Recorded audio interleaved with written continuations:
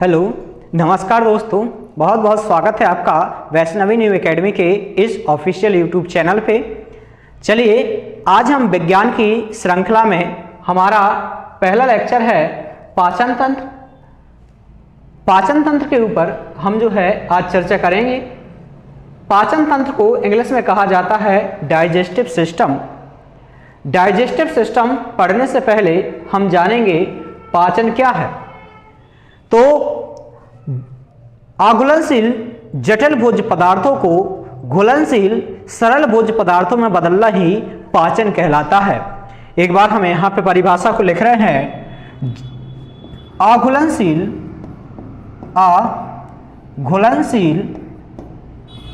जटिल भोज्य पदार्थों को जटिल भोज्य पदार्थों को सरल भोज्य पदार्थों सरल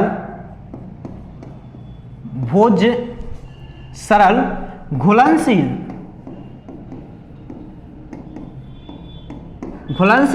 भोज्य पदार्थों में बदलना ही पाचन कहलाता है। अब हम ये बदलते कैसे हैं?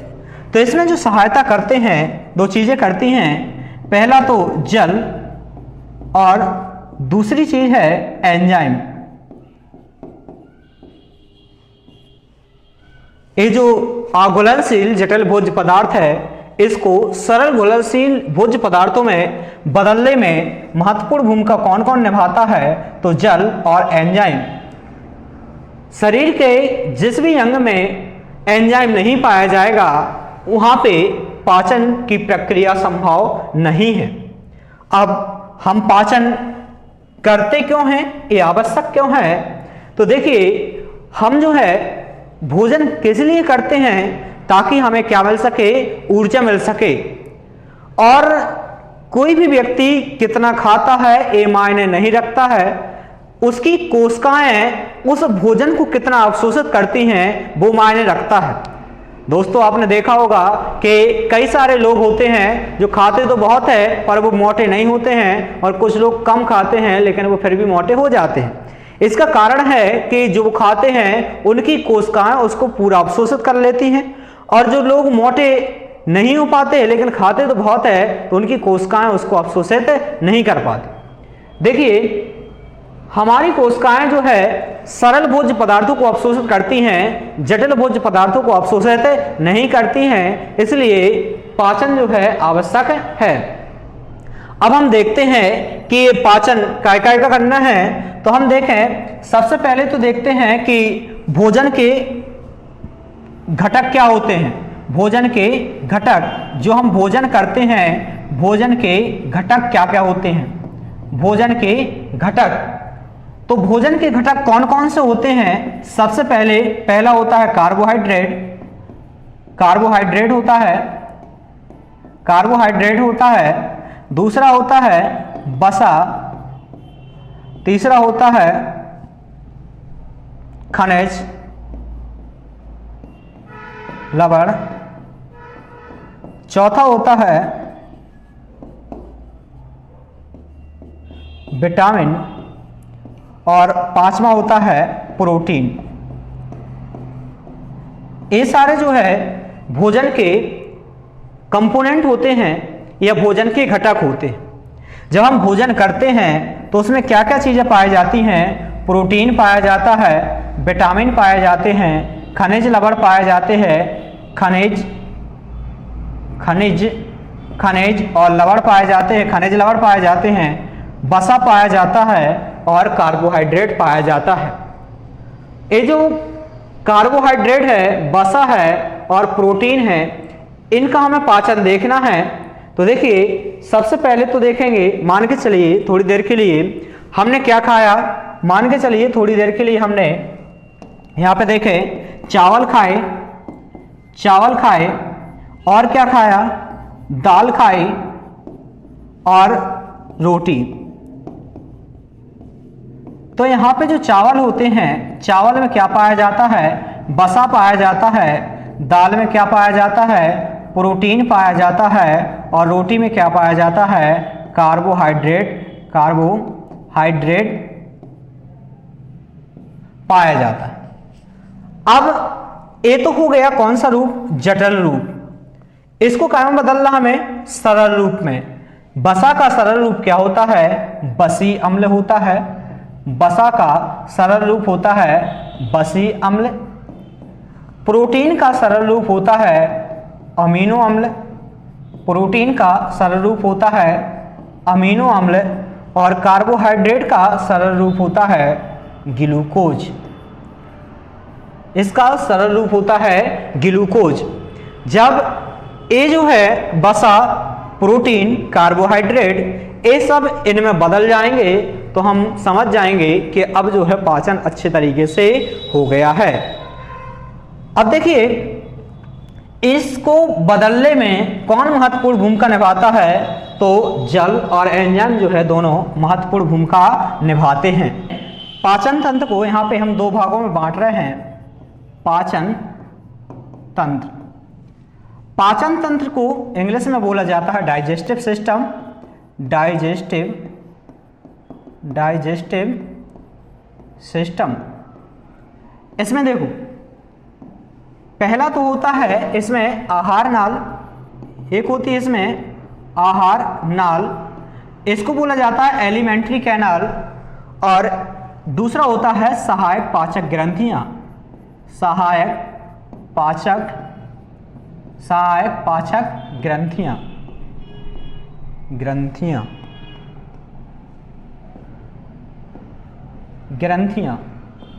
तो पहले तो देखते हैं आहार नाल के बारे में। आहार नाल के अंतर्गत, आहार नाल का मतलब होता है एक ऐसी नलिका जिसमें से होकर के आहार जाता है, एलिमेंट्री कैनाल। और सहायक पाचक ग्रंथियों का मतलब है कि इनमें से होकर आहार नहीं जाता है, बल्कि इसमें ये जो है पाचन में क्या करती हैं, सहायता प्रदान करती हैं। तो आहार नाल के अंतर्गत सबसे पहले हम पढ़ेंगे किसके बारे में, मुखगुहा के बारे में। मुखगुहा के बाद दूसरा आ जाता है ग्रास नली, इसको बोला जाता है बक्कल कैविटी, इसको बोला जाता है ईसोफेगस। इसके बाद देखेंगे हम यहाँ पे आमाशय के बाद देखेंगे हम यहाँ पे छोटी आंत। आमाशय के बाद छोटी आंत, और छोटी आंत के बाद देखेंगे हम यहाँ पे बड़ी आंत।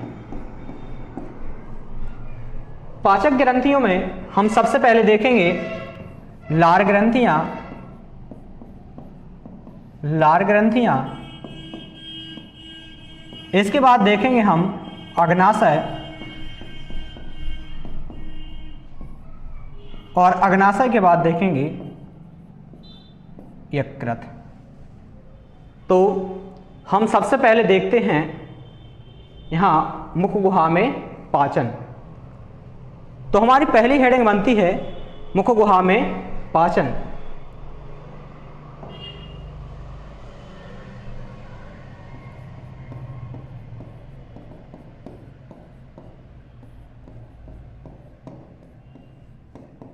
मुखगुहा में पाचन, डाइजेशन इन बक्कल कैविटी। हम यहाँ पे मुखगुहा में देखते हैं सबसे पहले दांतों के बारे में, दांत के बाद जीभ के बारे में, और जीभ के बाद देखेंगे हम लार ग्रंथियों के बारे में। लार ग्रंथियां, देखो यहाँ पे सबसे पहले तो हम ये है पाचन तंत्र। सबसे पहले यहाँ पे ये होती है मुखगुहा। मुखगुहा के बाद ये यहाँ तक है, इसको बोला जाता है ग्रास नली। ग्रास नली के बाद ये यहाँ पे जो है ये यहाँ से आ जाता है, इसको बोला जाता है आमाशय। आमाशय के बाद ये यहाँ से भाग गया हुआ है, और ये जो दिख रही है इसको बोला जाता है छोटी आंत। और छोटी आंत के बाद यहाँ से इसको बोला जाता है, यहाँ से जो यहाँ तक है इसको बोला जाता है बड़ी आंत। तो इस कहलाता है क्या, पाचन तंत्र।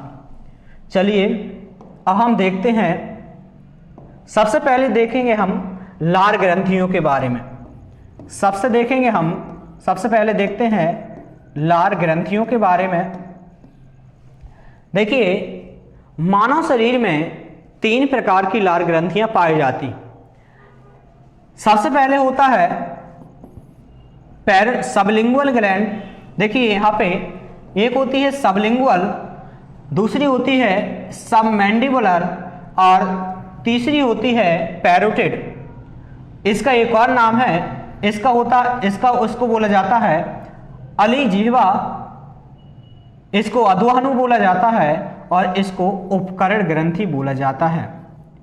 अगर हम बात करें तो सबसे बड़ी कौन सी होती है? पैरोटिड ग्लैंड होती है। इस पैरोटिड ग्लैंड में जब पैरामिक्सो नामक वायरस का संक्रमण हो जाता है तो इसमें सूजन आ जाती है, और जब सूजन आ जाती है तो उसको कहा जाता है मम्स या हिंदी में बोला जाता है गलसुआ, पैरोटिड ग्लैंड में। तो हमने यहाँ पे देखा ये लार ग्रंथियाँ कितनी होती हैं? 3 जोड़ी। अगर संख्या में पूछी जाए तो कितनी होती हैं? 6 होती हैं। इन लार ग्रंथियों से लार निकलती है। इन लार ग्रंथियों से क्या होता है? तो इन लार ग्रंथियों से जो है, सबसे पहले देखते हैं हम लार ग्रंथियों से क्या निकलती है? लार निकलती है। इस लार में क्या होता है? लार में जो है 99% जल पाया जाता है और 1% क्या पाया जाता है? एंजाइम पाए जाते हैं। 1% क्या पाए जाते हैं? एंजाइम पाए जाते हैं, और 99% क्या पाया जाता है? जल पाया जाता है। इसमें एंजाइम कौन कौन से पाए जाते हैं? तो पहला पाया जाता है टायलिन, एक एंजाइम होता है टायलिन, और टायलिन के बाद दूसरा होता है लाइसोजाइम। तो 2 प्रकार के एंजाइम पाए जाते हैं। पहला पाया जाता है एक टायलिन होता है, दूसरा होता है लाइसोजाइम।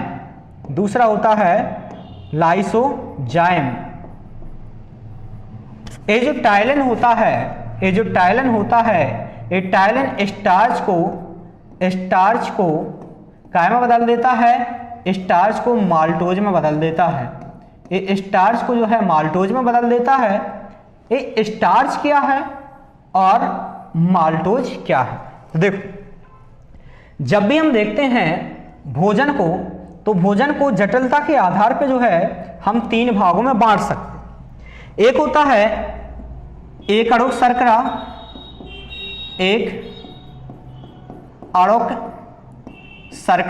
इसको 3 भागों में बांटा जाता है। एक होती है द्वि अड़ुक शर्करा,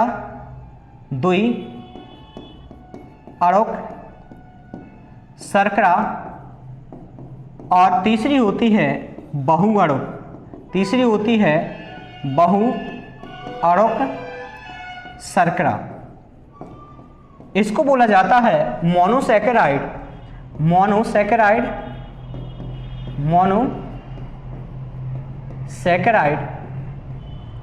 इसको बोला जाता है डाइसैकेराइड,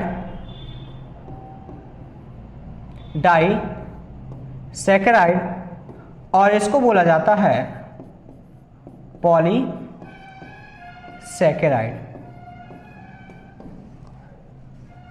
ये जो बहु अणुक शर्करा होती है, ये सबसे जटिल होती है।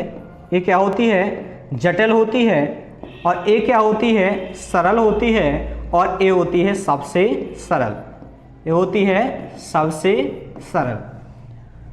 ठीक है, तो हमने देखा कि जटिलता के आधार पर 3 भागों में बांटा जाता है। एक होता है एक अड़ुक, द्वि अड़ुक और बहु अड़ुक। ये जो बहु अड़ुक होती है सबसे जटिल होती है, द्वि अड़ुक थोड़ा सरल होती है, और अगर हम देखें तो यहाँ पे एक अड़ुक जो है सबसे सरल होती है। तो यहाँ पे अभी हमने देखा ये स्टार्च को कहाँ बदल देता है? माल्टोज में बदल देता है। तो स्टार्च जो है कौन से प्रकार की शर्करा है? इसको बोला जाता है पॉलीसैकेराइड। और इसको बोला जाता है डाइसैकेराइड। ये कैसा होता है? डाइसैकेराइड होता है। ठीक है, जो हमने देखा कार्बोहाइड्रेट, ये एक कार्बोहाइड्रेट का प्रकार है और कार्बोहाइड्रेट का एक प्रकार है और ये जो है कौन सा कार्बोहाइड्रेट है, तो पॉलीसैकेराइड है और ये पॉलीसैकेराइड से क्या बदला जाता है, डाइसैकेराइड में बदल दिया जाता है। किसके द्वारा बदल दिया जाता है, टाइलिन के द्वारा बदल दिया। अब देखिए यहाँ पे जो लाइसोजाइम होता है, लाइसोजाइम का क्या काम होता है, लाइसोजाइम हमारे पसीने में ही पाया जाता है, पसीने में पाया जाता है और कहाँ पाया जाता है, आंसुओं में भी पाया जाता है। ये कहाँ पाया जाता है, हमारे पसीने में पाया जाता है और हमारे आंसुओं में पाया जाता है। ये क्या करता है, तो जैसे कभी कभी अपन कीड़े मकोड़े खा जाते, जब अभी चना का सीजन चल रहा है और उसमें जो इली आती है वो अपन खा जाते, पता नहीं चलता है, जानबूझ के कोई नहीं खाता है। तो उस टाइम पे क्या होता है, अगर वो इली हमारे यहाँ पे चली जाए हमारे शरीर में तो वो आतंक मचाएगी। इसलिए ये जो लाइसोजाइम है ये क्या करता है, छोटे छोटे जो जीवाणु वगैरह होते हैं उनको मारने का काम करता है कौन, लाइसोजाइम। ये कहाँ पाया जाता है, आंसुओं में भी पाया जाता है। देखिए अगर ये हमारी आंखों में, आंसुओं में ना पाया जाए तो क्या होगा, जैसे हमारे जब हम बाइक वगैरह चलाते हैं तो कीड़े वगैरह चले जाते हैं हमारी आंखों में और वो क्या करेंगे, हमारी आंखों को संक्रमित कर देंगे। अब जब वो संक्रमित कर देंगे तो हमारी आंखें क्या हो जाएंगी, खराब हो जाएंगी। तब क्या होता है, उस टाइम पे ये जो लाइसोजाइम होता है ये उन कीड़े मकोड़ों को मारने का काम करता है। आपने देखा होगा कि जो 6 महीने तक के बच्चे होते हैं, 6 महीने तक के बच्चों में अश्रु ग्रंथियां नहीं पाई जाती हैं और अश्रु ग्रंथियां नहीं पाई जाती हैं तो उसमें क्या होता है, लाइसोजाइम नहीं पाया जाता है। और जब लाइसोजाइम नहीं पाया जाता है तो उनकी आंखों को बहुत ज्यादा संक्रमण का खतरा रहता है। ठीक है, तो 6 महीने तक के जो बच्चे होते हैं उनमें अश्रु ग्रंथियां नहीं पाई जाती हैं। अब देखो अपन लोग क्या बोल रखते हैं कि ये बहुत बदमाश है, वो बदमाश नहीं होता है, उनके पास क्या नहीं होती हैं, अश्रु ग्रंथियां नहीं होती हैं, इसलिए वो क्या करते हैं, रोते तो हैं पर उनके आंसू नहीं आते हैं। ठीक है, चलिए तो ये था हमारा किसके बारे में, लार के बारे में। हमने देखा कि लार में जो है 99% जल होता है और 1% क्या होता है, एंजाइम होता है। और जो एंजाइम होते हैं इसमें 2 प्रकार के पाए जाते हैं, टाइलिन और लाइसोजाइम। टाइलिन क्या काम करता है, स्टार्च को माल्टोज में बदलने का काम करता है। जो स्टार्च होता है वो पॉलीसैकेराइड प्रकार की शर्करा होती है और जो माल्टोज होता है डाइसैकेराइड प्रकार की शर्करा होती है। ये जो है ये भी कार्बोहाइड्रेट का प्रकार है और ये भी कार्बोहाइड्रेट का प्रकार ही है। तो ये जाना हमने इसके बारे। हाँ, इसका जो टाइलिन है, टाइलिन का एक और नाम होता है, इसका एक और नाम होता है एमाइलेज। ठीक है, इसका एक और नाम होता है क्या, एमाइलेज। ठीक है, तो यहाँ तक जो है शायद बातें क्लियर समझ में आ गई होंगी। अब इसके बाद हम देखते हैं और काय के बारे में देखना हमें, हाँ जीभ के बारे में। चलिए आज हम जीभ के बारे में और चर्चा करे ले रहे, फिर इसके बाद जो है हम चर्चा करेंगे अगले वीडियो में। देखो जो मानव की जीभ होती है, चलो आज हम दिखाई दे रहे हैं, हालांकि देखी तो होगी। मानव की जीभ है वो इस प्रकार से कुछ होती है, मानव की जीभ जो है कुछ इस प्रकार से होती है। इसमें जो है इस प्रकार से कुछ क्या पाई जाती हैं, स्वाद कलियां पाई जाती हैं। इसमें क्या होता है, इसमें जो है इस प्रकार से कुछ स्वाद कलियां पाई जाती हैं। इसमें जो बीज की बीज होता है इनमें स्वाद कलियों का क्या होता है, थोड़ा सा अभाव होता है, मतलब ये बीज की बीज कम पाई जाती हैं और किनारों पर जो है थोड़ी ज़्यादा पाई जाती हैं। ये जो है एक मांस की संरचना होती है, मतलब ये कौन सी संरचना होती है, मांसल संरचना होती है, मांस की बनी हुई संरचना होती है। इसमें देखो हम आगे की ओर जो है कौन सी टेस्ट का अनुभव करते हैं, तो सबसे पहले जो आगे होता है वो होता है स्वीट। स्वीट मतलब मीठा। हम किसी भी मीठी चीज़ का अनुभव करते हैं वो कहाँ करेंगे, आगे। स्वीट के बाद करते हैं साल्ट, स्वीट के बाद करते हैं कौन सा, साल्ट। साल्ट मतलब नमक या नमकीन कह सकते हैं, और नमकीन, स्वीट, साल्ट। इसके बाद सौर, इसके बाद कौन सा होता है, सौर। सौर का मतलब होता है खट्टा, सौर का मतलब होता है खट्टे का अनुभव करते हैं। और इसके बाद जो है, इसके बाद क्या होता है, इसके बाद हम करते हैं काय का अनुभव, बिटर का अनुभव। तो ये थी हमारी जीभ। और जीभ के बाद हम कल देखेंगे ह्यूमन टीथ। ह्यूमन टीथ के बारे में देखेंगे कितने प्रकार के दांत होते हैं और इसकी संरचना क्या होती है। तो दोस्तों आप लोगों ने पहले वीडियो में जो है बहुत ज़्यादा सपोर्ट किया, ऐसे ही सपोर्ट करते रहना ताकि हमें जो है बहुत ज़्यादा मोटिवेशन मिलता रहे।